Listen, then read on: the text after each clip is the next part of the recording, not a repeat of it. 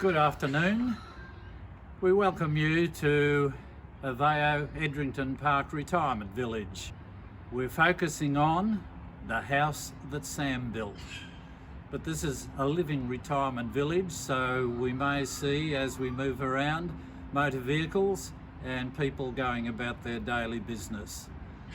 But we will focus on Sam McKay, the owner of the property when this arts and crafts building was designed. So we'll move on from here. We've now moved to the rear of the main building and close to the Sandstone Stables. This is one of the highest points in the area of Edrington, and we're looking across to Port Phillip Bay, which was the area of the Boonwurrung Aboriginal tribes, clans, and the clan that probably moved most often to near here was the Mayung Bullock tribe. And we'll move on to another vista that is also meaningful to that particular clan.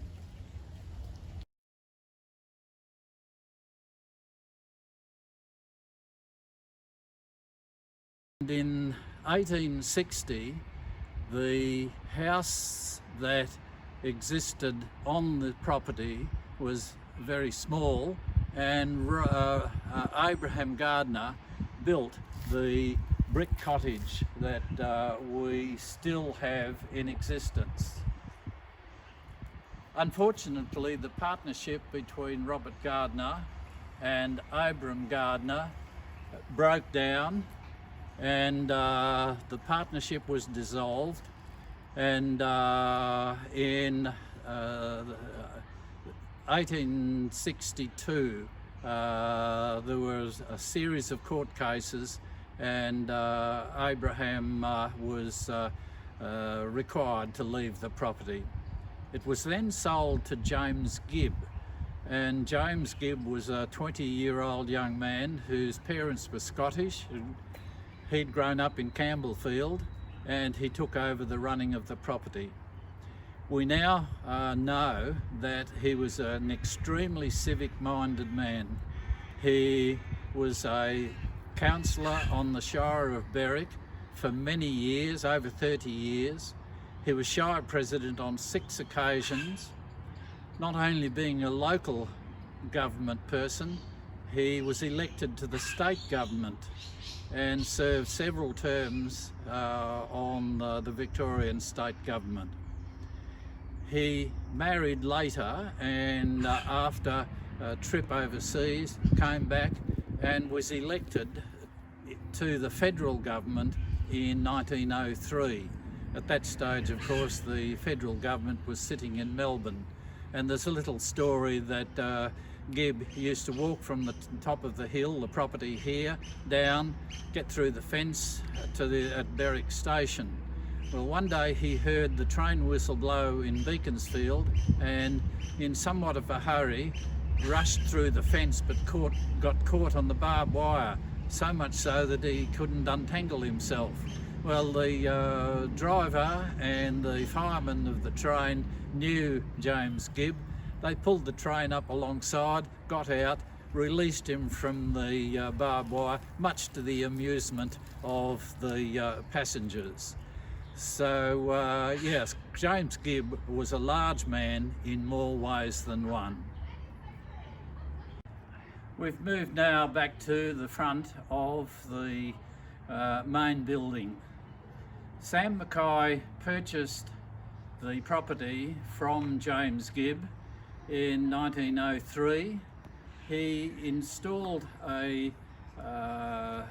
person to look after the property. Actually, it was the brother of the cattle king, Sidney Kidman. I believe that Sam McKay, because he was a very, very wealthy pastoralist from Western Australia, was not satisfied with the small brick cottage. Now, he was a a horseman as well, so a bit of a gambler, and I think he took a gamble on engaging a young architect by the name of Rodney Alsop, who had just joined the practice of Klingender and Alsop and hadn't designed many domestic houses. Alsop had had a trip with his parents to England at the beginning of the arts and crafts movement. Now, the arts and crafts movement was a reaction against the mass production of furniture, items of household, so that they were more interested in the art and craft. And it moved into a style of architecture. And if we look at this example, it's a very fine example of the early arts and crafts. It looks as though the building is in total balance, but in fact there are a variety of each of the facades of the various rooms. We have in the windows, we have 5 windows on one side and 4 on the other. A little incidental, the lower windows have been replaced. The upper windows are LED light windows, and it can be noted that the lower windows are just the plain sash movements. We have no particular date for when this took place, but we suspect it was after Lord and Lady Casey and Rupert Ryan took over, and there were modifications that they made.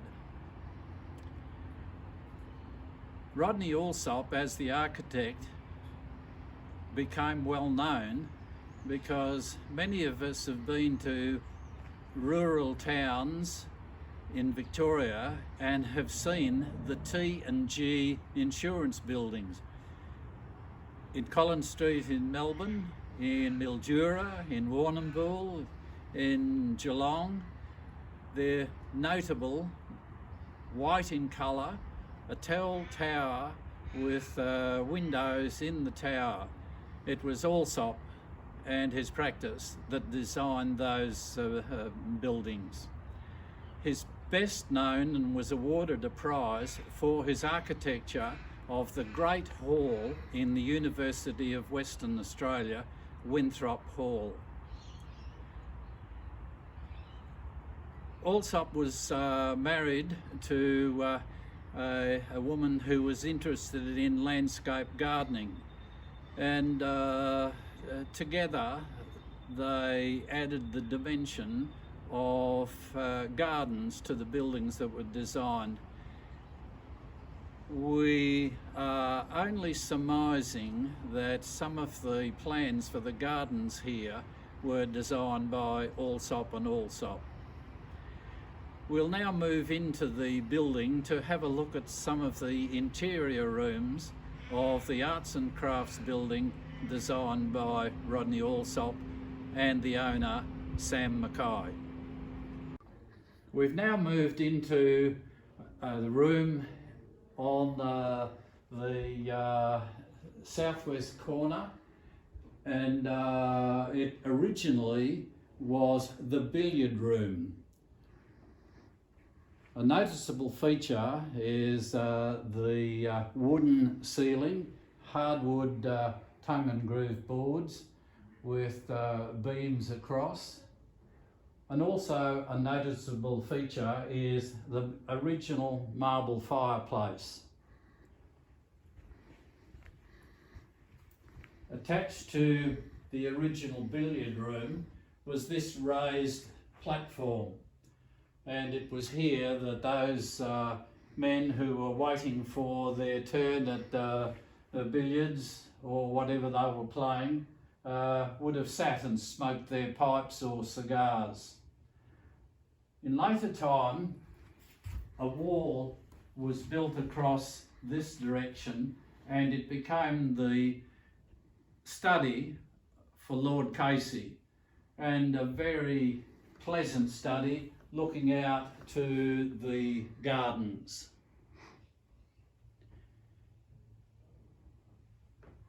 In the time of the purchase by the developer of the retirement village, this was refurbished and became a sitting room, and of more recent time it's become a dining room, as you can see, with the various tables and chairs. We move into what was originally the drawing room.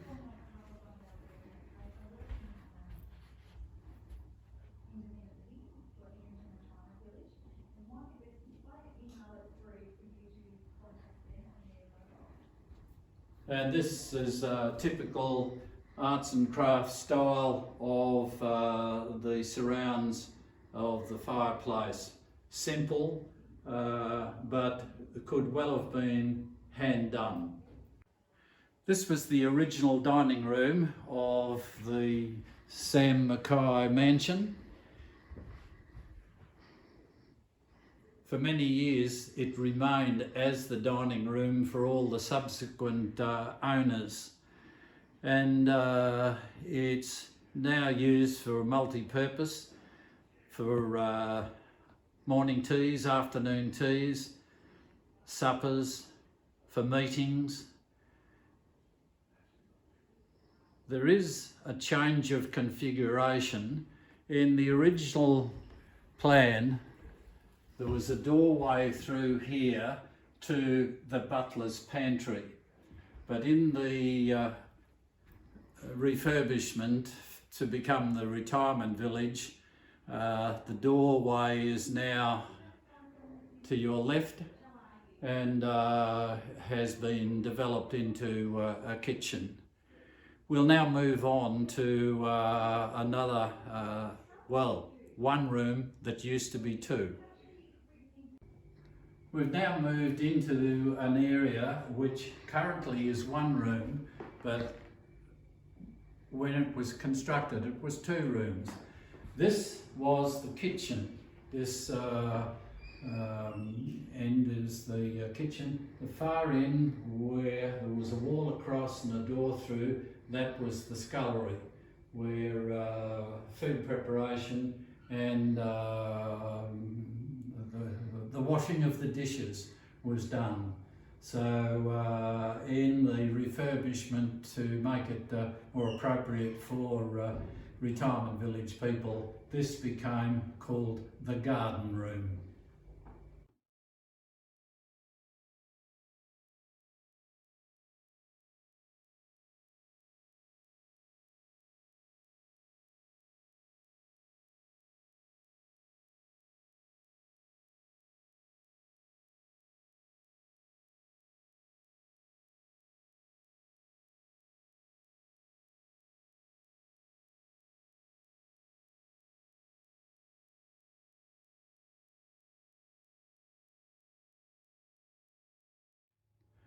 A significant feature at the head of the stairs was this window.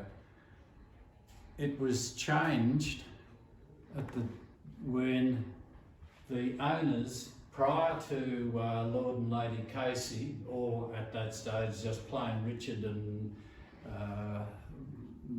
May Casey, but it featured Australian motifs, gum nuts, flowers, leaves, and it was disliked by May Casey, and it appeared in the catalogue in 1934 with the furniture, pictures, all contents of the building that was a two-day auction sale, and if you wanted to, you could have bought the stained glass window.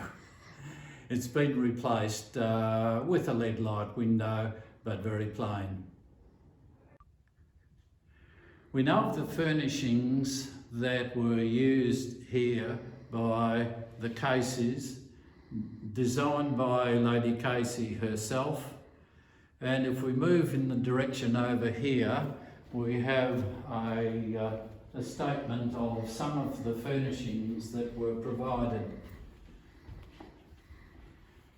The single beds and furniture were designed by Fred Ward, who a renowned furniture maker, but even more renowned was Frances Burke, and the furnishings and fabrics were created by her.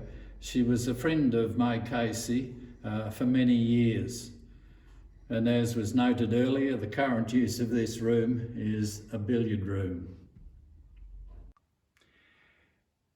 In 1912, Sam McKay sold the property to Andrew Spence Chirnside. His father was known as Andrew Spence Chirnside, so our particular Chirnside always became known as AS. AS was married to Winifred, and they resided here at the property until 1934. It was AS who changed the name from Melville Park to Edrington Park. Sorry, to Edrington. It's just Edrington, because that was the name of their home property in Scotland.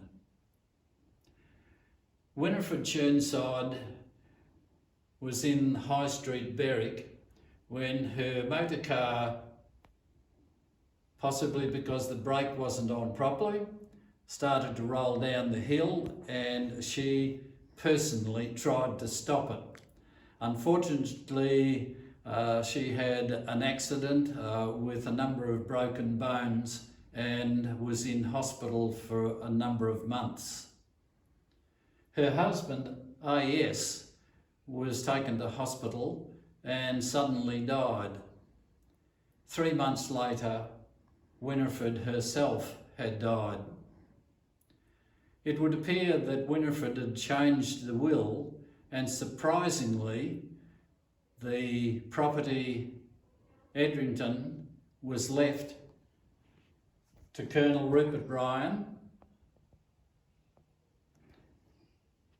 and to May Casey, brother and sister. They were nephew and niece of Winifred Chirnside, so that's how the property came to Ryan and Casey.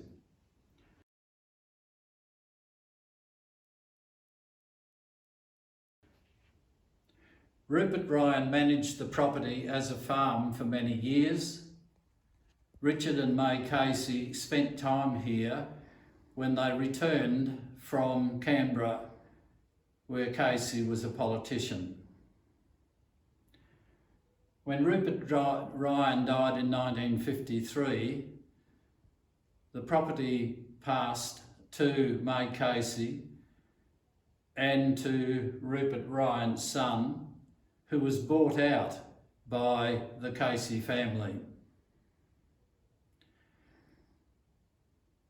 Upon retirement from politics, May and Richard Casey spent additional time here at Edrington, although regularly each year they travelled to London for Lord Casey to make the most boring speeches in the House of Lords. Casey served as the 16th Governor-General of Australia in the 1970s, and late in that decade he passed away. In 1984, Lady Casey herself passed away.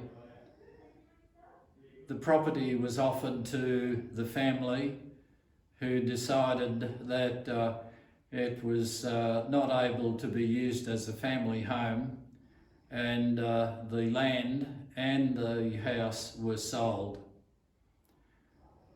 It was subdivided by the consortium that purchased the large area, and the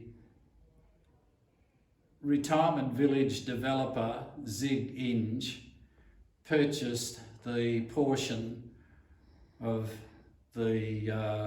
surrounding the arts and crafts home, the house that Sam built. From 1989 onwards, units were built as independent living units, and subsequently the total number is 149 units.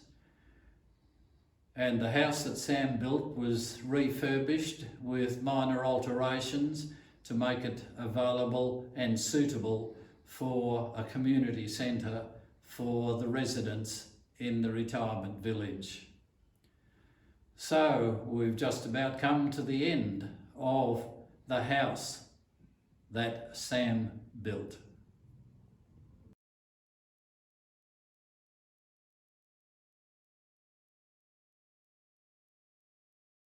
This is a Cedrus deodora, or just a plain deodora. It's classified by the National Trust, and its significance is in its a multi-stemmed cedar tree.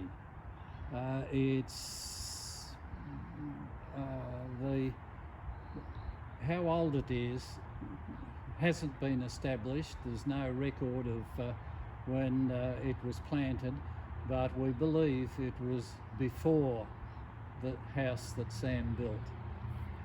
As we swing around, we see another significant tree, and this is a species called the Araucaria, and it's commonly known as the bunya pine.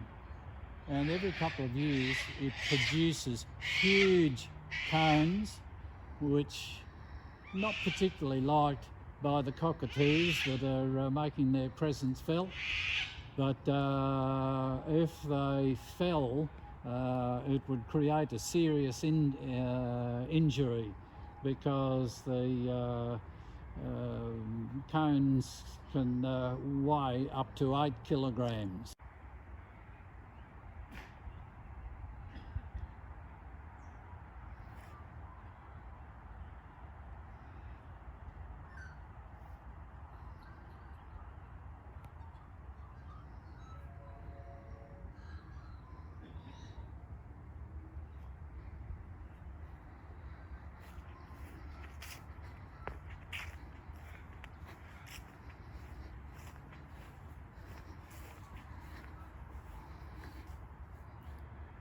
Thank you very much for joining in to learn a little bit more about the ownership of the property that's now the Edrington Park Retirement Village, which sat on the ground called Melville Park, and in the first decade of the century became the house that Sam built.